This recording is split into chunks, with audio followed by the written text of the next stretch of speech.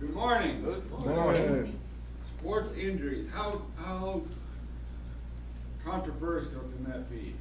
Yes. Well, this morning I'm going to talk about some of the controversies that I see in sports injuries. One of the things that Bob mentioned, that I was on a sub and I hit my head all the time, and that's what one of the people that used to work for me, he says, "Luke, you were on that sub too long. You just hit your head too many times." That's it. But I'm going to talk about concussions this morning too, and so that's kind of leads into my topic. Sports injuries can be controversial, in my opinion.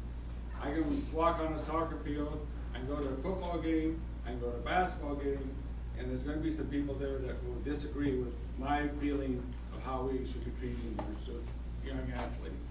And so that's really what I'm talking about this morning. The two main injuries that I want to talk about is concussions and ACL surgeries. ACLs are the interior part of your knee where it gets hit, or you run outside of your abilities. My opinion is that as we strengthen, there's always a weak spot. And for many girls, the weak spot is the ACL. And that's one of the biggest injuries in soccer for females are ACL surgeries or injuries. There's been a lot of emphasis on concussions, and anybody that watches TV, it's been on TV a lot lately. Women or girls have a lot more concussions than boys do. At least they report them. And so the reason I think that boys don't have as many concussions as girls is because they're blockheads. Hey. But girls, of course, are built a lot different than boys are, and a lot of your neck muscles and shoulder muscles are more pronounced with men than there are boys with than they are with girls. I have to apologize. It was so hot last night I didn't go up in the attic and get a soccer ball. This is actually a volleyball. But one of the big items in soccer for male or female is a header. And the ball comes to the forehead, and it comes off that forehead at up to 50 miles an hour. Yeah, that's a hit. You can imagine what that does to your head when you do that. So, and they can propel the ball 20 and 30 yards. And in youth, the brain hasn't filled up the skull yet. So there's a lot more room for that brain to move around in the skull than it is for adults. Concussions are something that we need to be very aware of in every sport, and soccer is definitely one of them. I've been refereeing soccer for over 30 years now, and that is one of my main concerns. And I've taken a few balls to the face too, so I know what it feels like when that ball comes at you.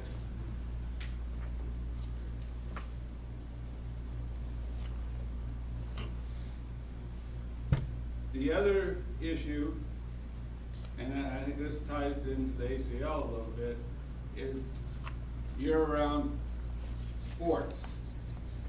In other words, if I'm a 10, 11, 12-year-old person, the coaches are trying to say, boy, you need to really concentrate on soccer. I want you to be in the fall league. I want you to train during the winter and indoors. I want you to do spring league. I want you to hit all these tournaments all summer long. So you've done that one sport. And even though soccer is a good sport, and it does use more muscles and more parts of your body than a lot of other sports, in my opinion, that's wrong. You wear things out. I had a nephew that was about 6, 7 when he was about 14 years old. A good basketball player for that age. He got involved in basketball. He got on an AAU team. He traveled to Tennessee for some unknown reason. But but he went to a lot of different tournaments. He played year-round. By the time he was 16, his knees were wore out. He had put so much emphasis on basketball, he had a hard time even finishing high school. But that, it wears things out. And then when people are still growing, it's much easier to have that happen than it is after we become adults. We've developed things. First of all, of course, I played football in high school, but I played football in junior high school. I was a big kid. I weighed 205 pounds. I played tackle. Has anybody been to a high school game lately and seen the tackles? They weigh 300 pounds. If I were playing today, I'm sure I would be encouraged to at least go up to 250, 260. And when you do that again, you put that extra weight on your body, your knees, your ankles, wherever your weak spot is, that's what's going to fail. We've developed faster equipment. Bicycles, for instance.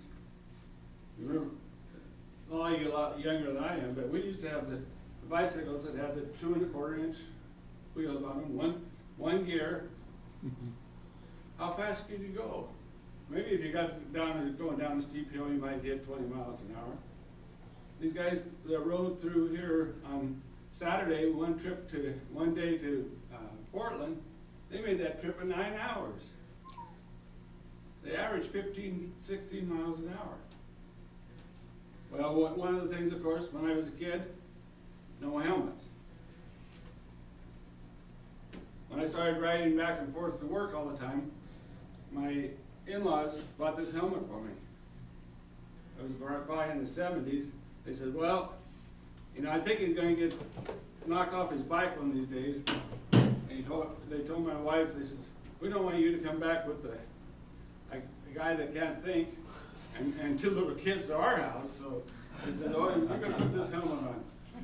This is my most recent one, and you can feel how the difference in weight. But this is much more efficient than this one was.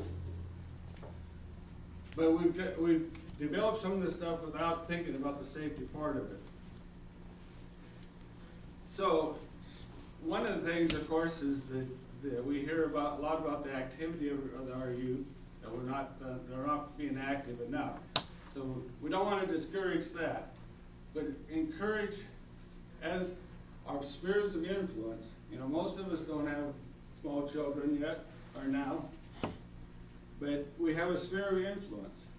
We have grandchildren, we have friends, we can participate with the kids, and just try to encourage them to spread out and enjoy the different aspects of sports, whether it be playing kickball, playing some soccer, playing some basketball, but get a variety so you're using more of your whole body for different things, and you're not wearing out or damaging some small part of it.